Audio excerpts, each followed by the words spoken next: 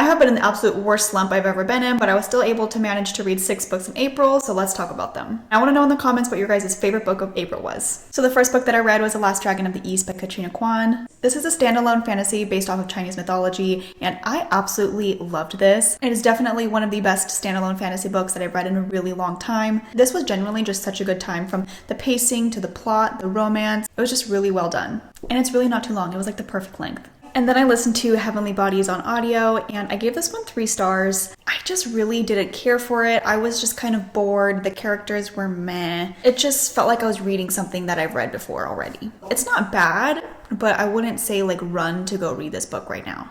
I don't think it's going to change your life. But something that did change my life is the Arc of the Scythe series. I finally finished The Toll. This took me like a month and a half to read.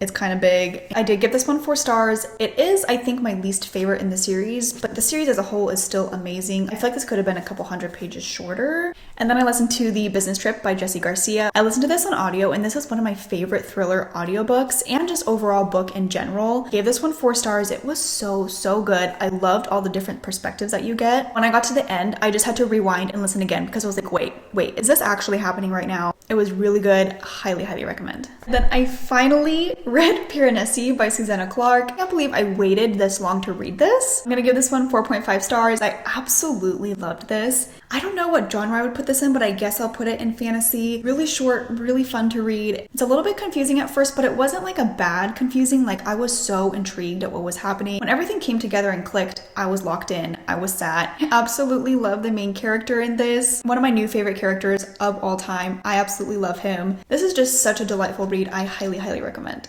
Lastly, I read A Flicker in the Dark by Stacey Willingham. I listened to this one on audio, and I gave this one 4 stars. This is absolutely amazing. I read All the Dangerous Things by Stacey Willingham and absolutely loved it. Definitely going to check out more of her books because they're just so addicting. The ending was a little bit predictable, but you know what? I had a good time.